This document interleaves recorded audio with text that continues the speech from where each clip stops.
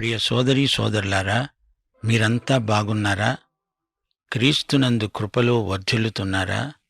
సమస్త మనుష్యులకు రక్షణకరమైన దేవుని కృప ప్రత్యక్షమై మనము భక్తిహీనతను, ఇహలోక సంబంధమైన దురాశలను విసర్జించి శుభప్రదమైన నిరీక్షణ అనగా మహాదేవుడును మన రక్షకుడునైన యేసుక్రీస్తు మహిమ యొక్క ప్రత్యక్షత కొరకు ఎదురుచూస్తూ ఈ లోకములో స్వస్థబుద్ధితో, నీతితో, భక్తితో బ్రతుకుతూ ఉండాలని మనకు బోధిస్తున్నది. రండి, ప్రార్థన చేసుకొని వాక్య ధ్యానంలో ప్రవేశిద్దాము. ప్రేమగల తండ్రి, మహిమా ప్రభావములు గల మా దేవా, నిన్ను స్తుతిస్తున్నాము, మహిమపరుస్తున్నాము. నీకే మహిమా ప్రభావములు ఆరోపిస్తున్నాము. నేటి వాక్య ధ్యానమందు మా ఆధ్యాత్మిక జీవితానికి అవసరమైన హితోపదేశం అనుగ్రహించుమని వేడుకుంటున్నాము. మా శ్రోతల కుటుంబాలను ప్రత్యేకంగా దీవించండి. బిడ్డలను కాచి కాపాడండి. యువతీ యువకులను శోధనలను ఎదుర్కొని జయించే కృపాబలముతో ఆశీర్వదించండి. శరీరాశ, నేత్రాశ, జీవపు డంబం అనే శోధనత్రయం అనేక మందిని ఎదుర్కొంటోంది. వాక్యమనే ఆత్మ ఖడ్గాన్ని ప్రయోగించడానికి కావలసిన ఆత్మబలం మా శ్రోతలకు దయచేయండి. మా శ్రోతల అక్కరలను మీ సమృద్ధిలో నుండి తీర్చండి. ఉద్యోగాలు చేసేవారికి విశ్వసనీయత దయచేయండి. కాపరులను, సువార్థికులను బలపరచండి. ఆర్థిక, నైతిక, ఆధ్యాత్మిక సమస్యల నుండి విడుదల దయచేయండి. ప్రియమైన ప్రభూ, నీ చిత్తం పరలోకములో వలె ఈ లోకమందు కూడా నెరవేరడానికి మేము ఎక్కువ ప్రార్థించేలా మాకు ఆత్మ నింపుదల అనుగ్రహించండి. యేసు నామమున ప్రార్థిస్తున్నాము తండ్రి, ఆమేన్.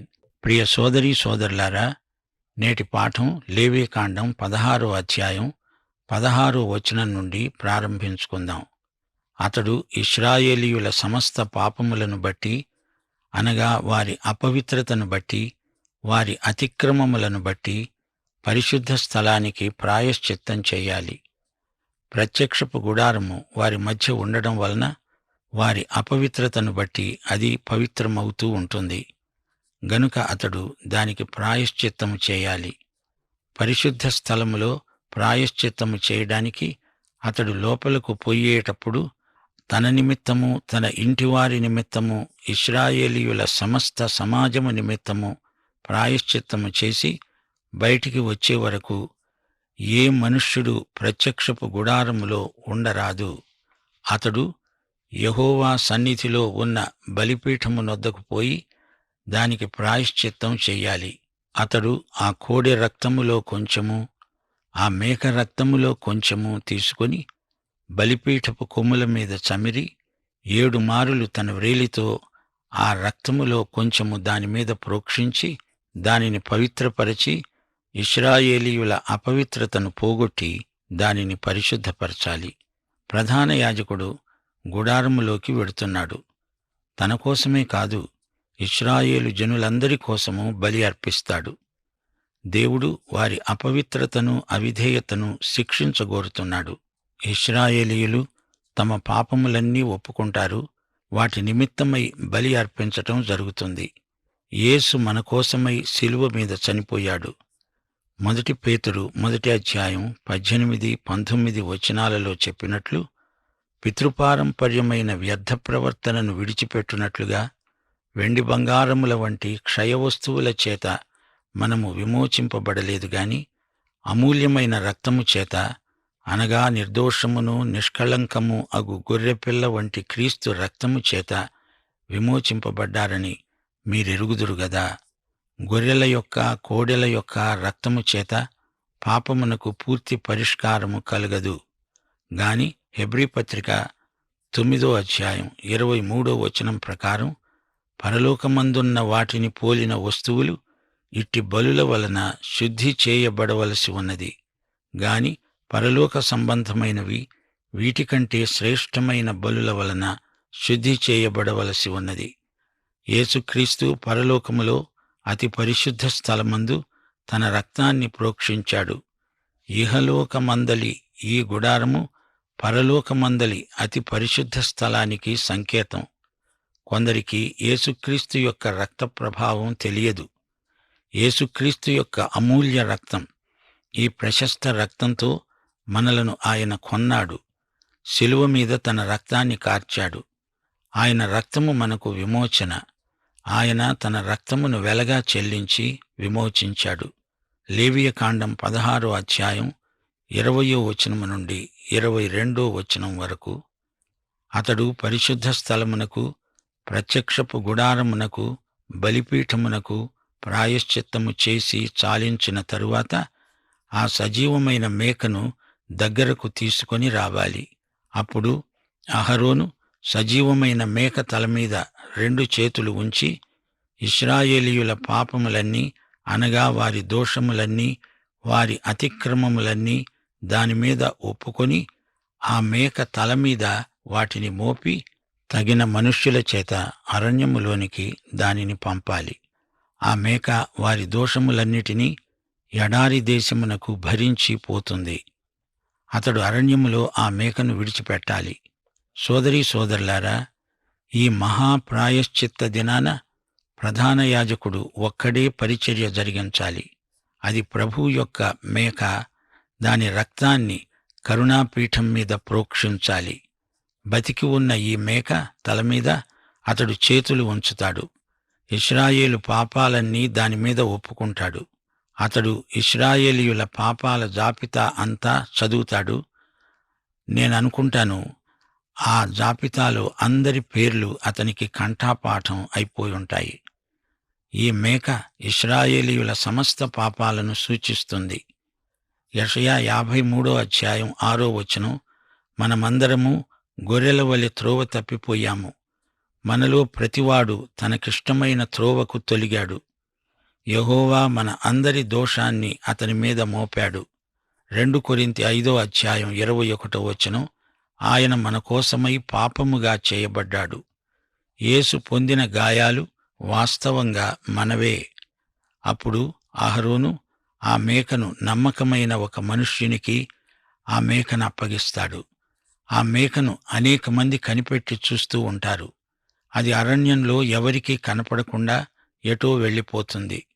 ఎట్టి పరిస్థితిలోనూ అది తిరిగి రాదు. ఈ మేక అరణ్యములోనికి వెళ్ళిపోయిందనే వార్త ఇశ్రాయేలు సమాజమంతటికీ తెలిసిపోతుంది. ఈ సమాచారాన్ని దేవాలయములో ప్రకటిస్తారు.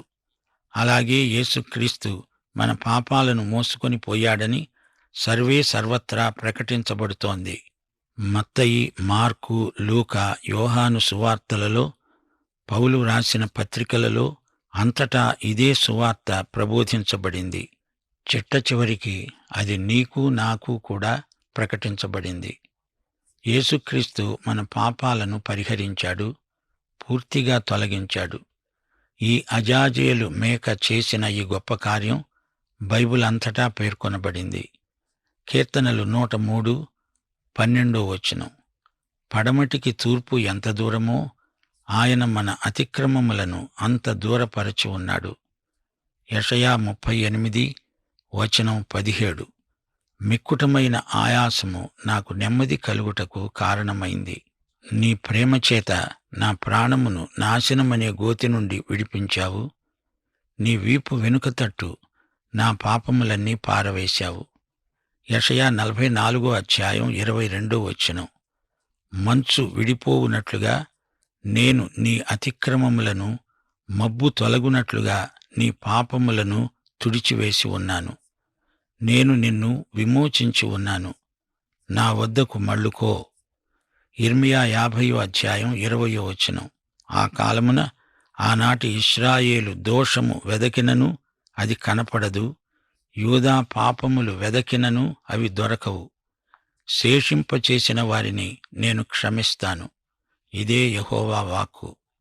యిర్మీయా 31వ అధ్యాయం 34వ వచనం, నేను వారికి దేవుడనై ఉంటాను, వారు నాకు జనులు అవుతారు. వారిలో ఎవడునూ యెహోవాను గూర్చి బోధనొందుతాము అని తమ పొరుగువారికి గాని తమ సహోదరులకు గాని ఉపదేశము చెయ్యరు. నేను వారి దోషములను క్షమించి వారి పాపములను ఇక ఎన్నడును జ్ఞాపకము చేసుకొనను. గనుక అల్పులేమి ఘనులేమి అందరూ నన్ను ఎరుగుదురు. ఇదే యెహోవా వాక్కు. పాత నిబంధనలోని మహాదినమైన పశ్చాత్తాప దినం ఈ రోజున మనకు ఇది ఏమి బోధిస్తున్నది? అది మనక్కూడా పవిత్ర దినమే. ప్రధాన యాజకుడు తన చేతుల్లో రక్తము తీసుకొని మేక తలమీద పోస్తున్నప్పుడు శిలువ మీద రక్తం కార్చిన యేసే మనకు జ్ఞాపకం వస్తాడు. యోహాను శుభవార్త 1వ అధ్యాయం 29వ వచనం. బాప్తిస్మమిచ్చిన యోహాను అన్నాడు, ఇదిగో లోక పాపమును మోసుకొని పోయే దేవుని గొర్రెపిల్ల. యేసు ప్రభు మన అందరి పాపములు మోసుకొని పోయాడు. 1 యోహాను 1వ అధ్యాయం 7వ వచనం.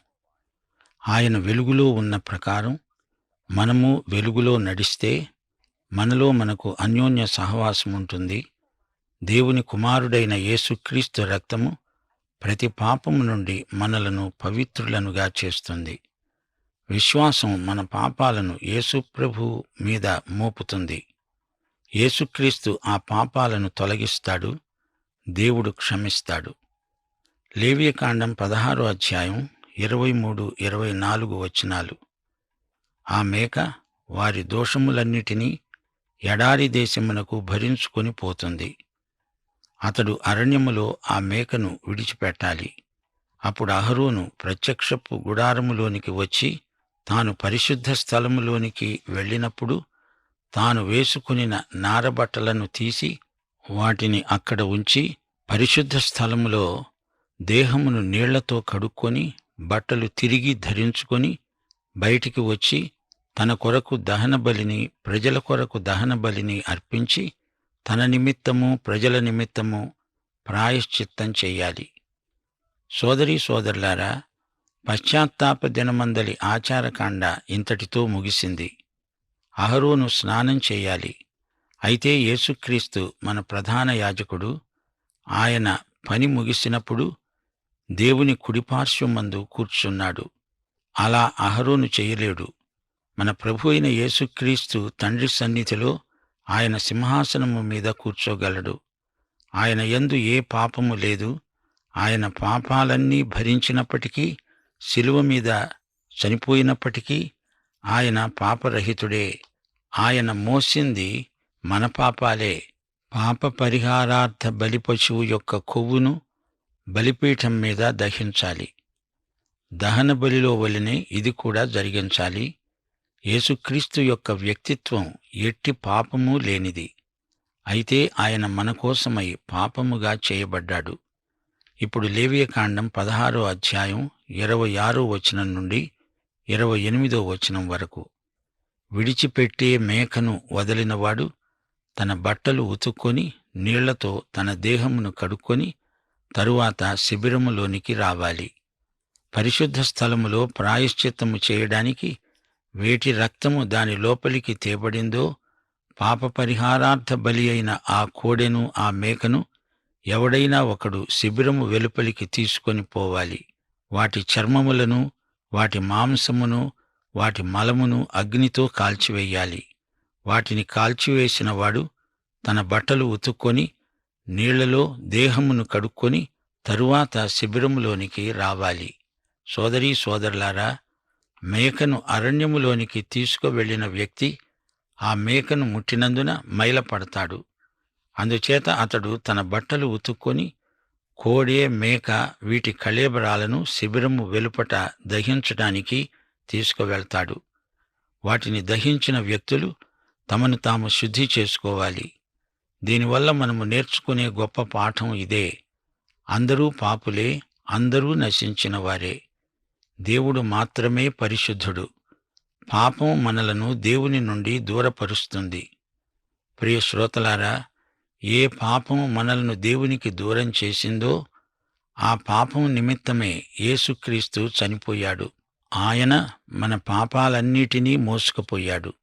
ఆయన తన స్వంత రక్తముతో అతి పరిశుద్ధ స్థలములోనికి అనగా పరలోకంలోనికి ప్రవేశించాడు. ఇప్పుడు 29వ వచనం నుండి 34వ వచనం వరకు వినండి. వాటిని కాల్చివేసినవాడు తన బట్టలు ఉతుక్కొని నీళ్లలో తన దేహమును కడుక్కొని ఆ తరువాత శిబిరములోనికి రావాలి. ఇది మీకు నిత్యమైన కట్టడ. స్వదేశీయుడు గాని, మీ మధ్యన ఉండే పరదేశి గాని, అనగా విదేశీయుడు కాని, మీరందరూ 7వ నెల 10వ తేదీ ఏ పనైనా చేయక మిమ్మును మీరు దుఃఖపరుచుకోవాలి. ఎందుకనగా మీరు యెహోవా సన్నిధిలో మీ సమస్త పాపముల నుండి పవిత్రులగునట్లు, ఆ దినమున మిమ్మును పవిత్రపరచుకొనున్నట్లు మీ నిమిత్తము ప్రాయశ్చిత్తము చేయబడింది. అది మీకు మహావిశ్రాంతి దినం. మిమ్మును మీరు దుఃఖపరుచుకోవాలి. ఇది నిత్యమైన కట్టడ. ఎవడు తన తండ్రికి మారుగా యాజకుడుగా అగుటకు అభిషేకం పొంది తన్ను ప్రతిష్ఠించుకుంటాడో, ఆ యాజకుడు ప్రాయశ్చిత్తము చేసుకొని నార వస్త్రములైన ప్రతిష్ఠిత వస్త్రాలనే ధరించుకోవాలి. అతడు అతి పరిశుద్ధముగా ఉన్న మందిరమునకును, ప్రత్యక్షపు గుడారమునకును, బలిపీఠమునకును ప్రాయశ్చిత్తము చేయాలి. అతడు యాజకుల నిమిత్తమును, సమాజము నిమిత్తమును ప్రాయశ్చిత్తం చేయాలి. సంవత్సరానికి ఒకసారి ఇశ్రాయేలీయుల సమస్త పాపములను బట్టి వారి పాపముల నిమిత్తము ప్రాయశ్చిత్తము చేయడానికి ఇది మీకు నిత్యమైన కట్టడ. యెహోవా మోషేకు ఆజ్ఞాపించినట్లు అతడు చేశాడు. సోదరీ సోదరులారా, ప్రాయశ్చిత్త దినం దేవుడు ఇశ్రాయేలు జాతికి ఇచ్చిన ప్రత్యేక దినం. ఆ రోజున ఒక జాతిగా ఇశ్రాయేలీయులందరూ ఉపవాసముండి తమ సంతాపాన్ని వెలిబుచ్చుతారు. ఆ రోజు అభినందనలు చెప్పుకొని సంతోషముగా ఉండే రోజు కాదు. అదేమీ పండుగ కాదు, ఉత్సవము కాదు. పాపమును గురించి దుఃఖించే రోజు, దుఃఖపడే రోజు. ఆ రోజు ఆ విధంగా దుఃఖపడేవారు ధన్యులు. వారికి ఓదార్పు ఉంది. ఇదే ప్రభువు కొండమీది ప్రసంగంలో చెప్పిన మాట. ఈ రోజున ఇశ్రాయేలీయులు ఒక జాతిగా తమ పాపాలను ఒప్పుకొని ఏడుస్తారు. సోదరీ సోదరులారా, గ్రహిస్తున్నారా? మానవ పాపము కోసమై చనిపోయిన యేసుక్రీస్తు వచ్చే వరకు ఈ ప్రాయశ్చిత్త దినం ఇశ్రాయేలీయులు ఆచరిస్తూనే ఉంటారు. ఇదంతా యేసుక్రీస్తు తన మరణమందు నెరవేర్చాడు. యేసు వేదనామయుడు. ఆ వేదన మనది. ఆయన శిలువ మీద వేలాడుతున్నాడంటే అసలు ఆ స్థానం నీది, నాది. మన కోసమై ఆయన అవమానం భరించాడు, చిత్రహింసలను సహించాడు, బల్లెపు పోట్లకు గురి అయ్యాడు.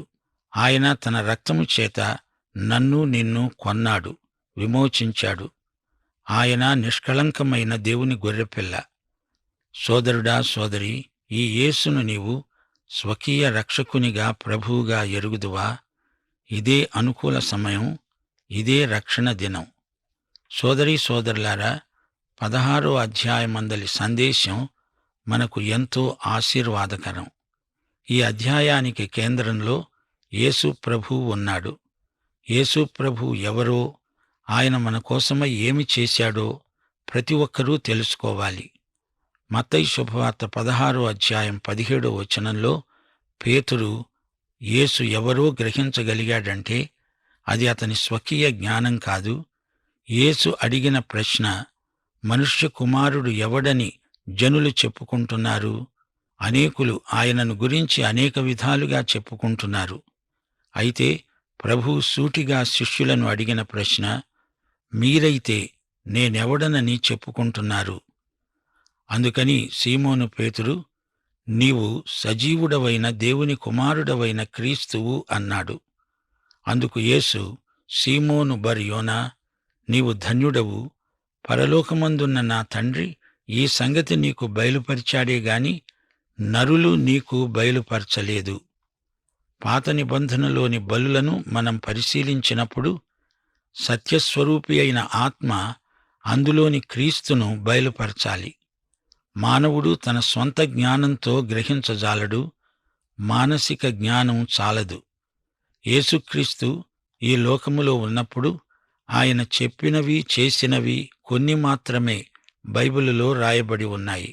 యేసు ప్రభువును పూర్తిగా తెలుసుకోవడానికి ఏవేవో గ్రంథాలు చదివితే చాలదు.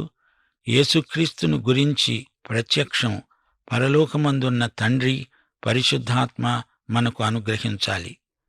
మీ ఆత్మ మీద యేసు ప్రభు స్వయంగా సంతకం పెట్టాలి. ఆయన ఎవరో మన హృదయాలకు గోచరం కావాలి. యేసు ఎవరో తెలియాలంటే మొదట క్రీస్తునందు నీవు ఎవరో తెలుసుకోవాలి. క్రీస్తునందు మనం నూతన సృష్టి. మనం క్రీస్తునందు నిలిచి ఉంటే ఆయన యందు ఫలిస్తాం. లేవియకాండం 16వ అధ్యాయంలో అజాజేలు మేక కనపడుతోంది. ఈ మేకపిల్ల యేసుక్రీస్తుకు సాదృశ్యంగా ఉంది. యేసుక్రీస్తు మన పాపాలను మోసుకొని పోయినందుచేత ఆయన మరణాన్ని బట్టి మనం విమోచన పొంది ఉన్నాం. యోహాను సువార్త 16వ అధ్యాయం 23, 24 వచనాలు. యేసు ప్రభు అన్నాడు, ఆ దినమున దేనిని గూర్చి నన్ను అడుగరు? మీరు తండ్రిని నా పేరట ఏమి అడిగినను ఆయన మీకు అనుగ్రహిస్తాడు. మీ సంతోషము పరిపూర్ణమగునట్లు అడగండి, మీకు దొరుకుతుంది. క్రీస్తునందు మనము పరిస్థితులను జయించాము.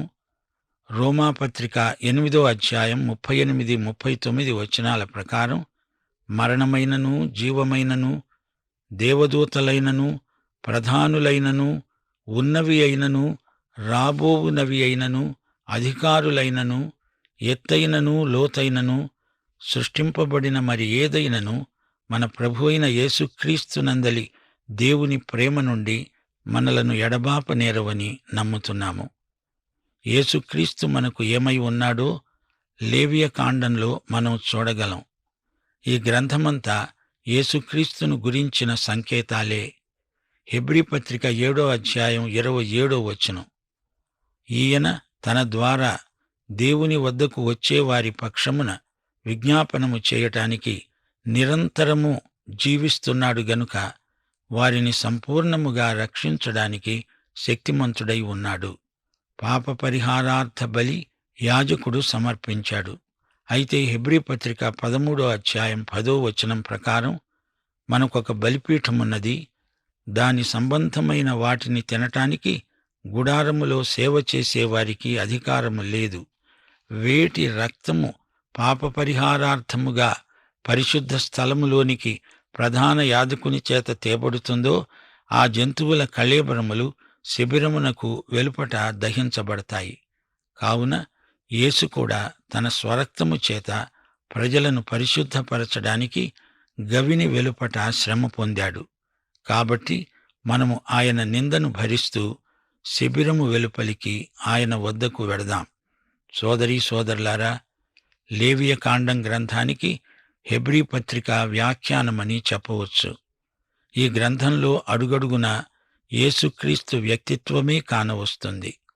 వివిధ బలులు, బలిపశువులు, అగ్ని, యాజకుల పరిచర్యా విధానం అంతా కలిసి మనలను యేసు ప్రభువు వద్దకే నడిపించడం ఒక గొప్ప విశేషం. వచ్చే పాఠంలో లేవియకాండం 17వ అధ్యాయం వినబోతున్నాము. సిద్ధపడండి. పాఠం సమాప్తం. దైవాశీస్సులు. కృపామయుడవైన మా పరమతండ్రి, నీకు మా హృదయపూర్వకమైన కృతజ్ఞతాస్తుతులు సమర్పిస్తున్నాం. నేటి పాఠంలో మీరు మాకు నేర్పిన అనేక సత్యాలు మా ఆధ్యాత్మిక జీవితానికి ఎంతో దోహదపడతాయి. వాటిని మా జీవితాలకు అన్వయించుకుంటాము. మా పాపములన్నీ నీవు భరించావు. పునరుత్థానుడవై ఈ రోజున నీవు మాలో నివసిస్తున్నావు. మమ్మలను పవిత్రీకరిస్తున్నావు. నీవు మా కోసమై శిలువ మీద చనిపోయిన గొర్రె పిల్లవు. ఈ రోజున సజీవుడవై మా హృదయాలలో నివసిస్తున్న ప్రభువు. ఈ రోజు పాఠాన్ని మా ఆత్మల కొరకై ఆశీర్వదించినందుకు నీకు కృతజ్ఞతాస్తుతులు సమర్పిస్తూ యేసుక్రీస్తు వారి దివ్యనామమున ప్రార్థన చేస్తున్నాము తండ్రి. ఆమేన్.